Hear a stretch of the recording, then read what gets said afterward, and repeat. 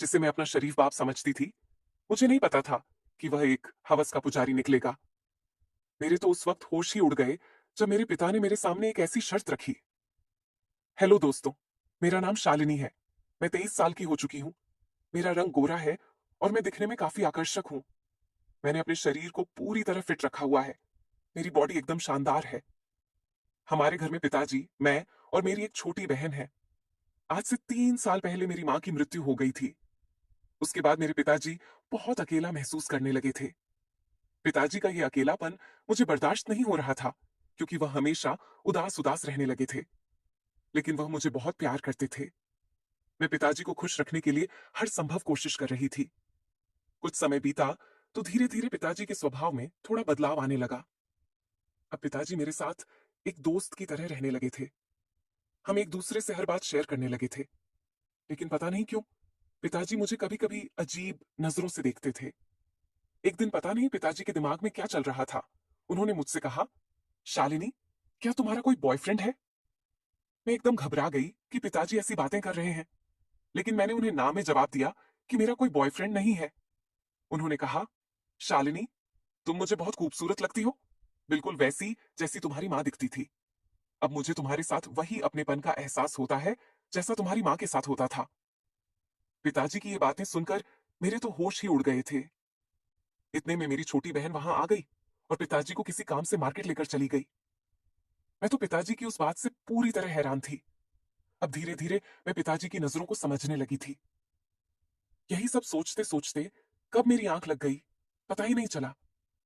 जब मैं उठी तो देखा कि काफी अंधेरा हो चुका था और घर में कोई नहीं था। शायद पिताजी और मेरी छोटी बहन अभी तक मार्केट से वापस नहीं आए थे। फिर मैं बाथरूम में जाकर नहाने लगी। तभी पिताजी और मेरी बहन मार्केट से आ गए। मैं उनके पास जाकर बातें करने लगी। फिर पिताजी बाहर किसी काम से चले गए और मैं घर का काम करने लगी। मैं सारा दिन पिताजी के बारे में ही सोच रही थी कि उन्होंने मुझे ऐसा क्यों कहा। तभी मेरी एक सहेली मेरे पास आई और बोली, अरे शालिनी, तुम क्या सोच रही हो? मैंने कहा, नहीं नेहा, मैं कुछ नहीं सोच रही। फिर मैंने उससे पूछा, नेहा यार, कोई ऑनलाइन पैसे कमाने का तरीका बताओ, कैसे पैसा कमाया जाए? क्योंकि मैं चाहती थी कि मैं खुद पैसा कमाऊं। अब मेरी पढ़ाई भी लगभग पूरी होने वाली थी। नेहा ने मुझे गुस्से से देखा और बोली, अरे चल यार, हमारे लिए पैसे कमाना कोई बड़ी बात नहीं है। फिर हम दोनों अपने अपने घर की तरफ चल पड़े, क्योंकि हमारी कॉलेज की क्लास खत्म हो चुकी थी। मेरी सहेली अपने घर की तरफ जा रही थी और मैं अपने घर की तरफ। तभी रास्ते में मैंने अपने पिताजी को देखा। उन्हें देखकर मैं एकदम चौंक गई। पिताजी अपने साथ किसी दूसरी औरत को लेकर घूम रहे थे और उन्हें शॉपिंग करवा रहे थे। बाद में मैंने उन्हें किसी होटल की तरफ जाते देखा। मुझे उन पर बहुत गुस्सा आ रहा था कि पिताजी ऐसे किसी पराई औरत को लेकर मार्केट में कैसे घूम रहे हैं और अपना सारा पैसा बर्बाद कर रहे हैं। फिर मैं उसी गुस्से में घर चली आई और पापा के आने का इंतजार करने लगी। मैंने अपनी छोटी बहन को ये कोई बात नहीं बताई कि उसके मन में पापा के प्रति कोई गलत विचार ना आए। फिर शाम को जब पापा घर आए तो मैं उनके कमरे में गई। देखा तो वह टीवी देख रहे थे। मैंने उनसे पूछा, पापा, आप मार्केट में किस औरत के साथ घूम रहे थे? आपका ऐसा घूमना ठीक नहीं है। अभी कुछ समय पहले ही हमारी माँ की मृत्यु हुई है। लोग क्या सोचेंगे? पिताजी ने कहा, नहीं शालिनी, मुझे घूमना है। मुझे किसी की परवाह नहीं। उसके साथ घूमने में मुझे बहुत मजा आता है और मेरे लिए यही सही है। अब नहीं घूमा तो कब घूमूंगा? वह गुस्से में बोल रहे थे। मैंने उन्हें बहुत समझाया कि ऐसा मत करो, लेकिन वह नहीं मान रहे थे। मेरी बहुत कोशिशों के बाद उन्होंने कहा, ठीक है, उसके साथ नहीं घूमूंगा, लेकिन मेरी भी एक शर्त है। अगर तुम वो पूरी करोगी तो मैं उसके साथ रहना भी छोड़ दूंगा। मैंने कहा, हाँ बताइए, क्या शर्त है आपकी? तो पिताजी तुरंत बोले, जैसे मैं उसके साथ घूमता हूं, वैसे आज से तुम मेरे साथ घूमोगी और मेरी जरूरतों को भी पूरा करोगी। मैंने कहा, नहीं, ये नहीं हो सकता। मैं भला क्यों आपके साथ ऐसा करूं? तो पिताजी बोले, तो फिर ठीक है, मुझे मत समझाओ। मैं जो कर रहा हूं तुम मुझे मत टोको। फिर मैंने कहा, चलो ठीक है, शाम को सोचकर बताती हूँ। इतना कहकर मैं उनके कमरे से अपने कमरे में चली आई और बैठकर सोचने लगी। अब मुझे पूरी तरह समझ आ चुका था कि मेरे पिताजी मुझसे क्या चाहते हैं। उनकी कही हुई बातों को सोच सोचकर मेरी टेंशन बहुत बढ़ गई थी। मैंने आज तक ये उम्मीद भी नहीं की थी कि मेरे पिताजी ऐसा सोच सकते हैं। मुझे तो लगा था कि पिताजी बहुत शरीफ हैं, और माँ की मृत्यु के बाद वे हमारा अच्छे से ख्याल रखेंगे, हमारे बुरे वक्त में हमारा सहारा बनेंगे। लेकिन वह तो अभी से गलत रास्ते पर चल पड़े थे। ये सब सोचने के बाद मुझे एहसास हुआ कि पिताजी खुद के साथ-साथ हमारी भी जिंदगी बर्बाद करने वाले हैं।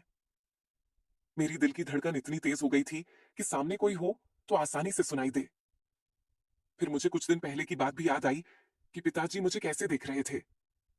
मैं उन्हें पूरी तरह समझ गई थी कि वे क्या करना चाहते हैं। मेरे पास बहुत बड़ी समस्या थी कि अब मैं क्या करूं? अगर मैं हाँ नहीं कहूंगी तो वह उस औरत के चक्कर में बर्बाद हो जाएगा और हमारी जिंदगी भी खराब हो जाएगी। मैं पिताजी को यह भी नहीं कह सकती थी कि वे मेरे साथ पति पत्नी की तरह रहें, क्योंकि दुनिया की नजर में वे मेरे पिता हैं। फिर मेरे दिमाग में अचानक ख्याल आया कि शायद ये बात घर के अंदर ही रहेगी। इससे मेरी छोटी बहन की जिंदगी भी बचेगी और मेरा पिता भी सुधर जाएगा। यही सब सोचते सोचते मैं सो गई। फिर सुबह जब मैं उठी तो पिताजी के कमरे में चली गई। शुरू में मैंने उन्हें बहुत समझाया, लेकिन वे मेरी एक भी बात सुनने को तैयार नहीं थे। फिर मैंने कहा, ठीक है पापा, मुझे आपकी शर्त मंजूर है, लेकिन पहले हम शॉपिंग करेंगे। मैंने पिताजी से कहा कि ये बात बाहर किसी को पता नहीं चलनी चाहिए और आप आज के बाद किसी के साथ नहीं दिखाई देंगे। उन्होंने कहा, ठीक है शालिनी, आज के बाद तुम जैसा कहोगी मैं वैसा ही करूंगा। पिताजी की बात सुनकर मैं उनके पास गई, जिसके साथ वे इधर उधर घूमते थे, और उन्हें अच्छे से समझा कर आई। फिर घर आकर मैं अपनी छोटी बहन के पास गई और नाश्ता बनाने लगी। क्योंकि आज रविवार था, हमें कहीं जाना नहीं था। फिर मैं, मेरी छोटी बहन और पिताजी ने नाश्ता किया।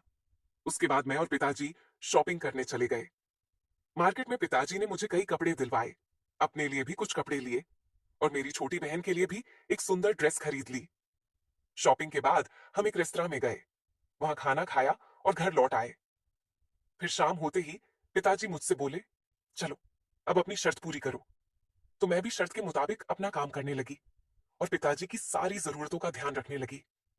उसी दिन से मैं पिताजी के साथ पति पत्नी की तरह रहने लगी। मैं उनका पत्नी की तरह ख्याल रखती थी और वे मेरा पति की तरह ख्याल रखते थे। उसके बाद हमारी जिंदगी में जो होना था वो हो गया। अब मेरे पिताजी बहुत खुश हैं और मैं भी हालात के मुताबिक बदल गई हूँ। मैंने खुद को खुश रखना सीख लिया है। अब पिताजी बहुत सुधर गए हैं। वे किसी के साथ घूमते भी नहीं, सिर्फ ऑफिस जाते हैं और घर आकर मेरे साथ पति पत्नी की तरह रहते हैं। इस तरह हम लोग खुशी खुशी अपनी जिंदगी बिता रहे हैं। आप सब मुझे गलत मत समझना। मुझे तो मजबूरी में ही पिताजी की सारी बातें माननी पड़ी, लेकिन इसमें मेरा कोई नुकसान नहीं हुआ, क्योंकि अगर मैं उनका ध्यान नहीं रखूंगी तो फिर कौन रखेगा। लगभग 6 महीने बाद मेरी जॉब का ज्वाइनिंग लेटर भी आ गया और मैं वहां ज्वाइन कर आई। अब हमारा परिवार अच्छे से चल रहा है। घर में सभी लोग बहुत खुश हैं। अगर मैंने उस दिन पिताजी को नहीं समझाया होता तो पता नहीं वे आज कहां कहां गलत संबंध बना रहे होते और खुद के साथ साथ मेरी और मेरी छोटी बहन की जिंदगी बर्बाद कर देते।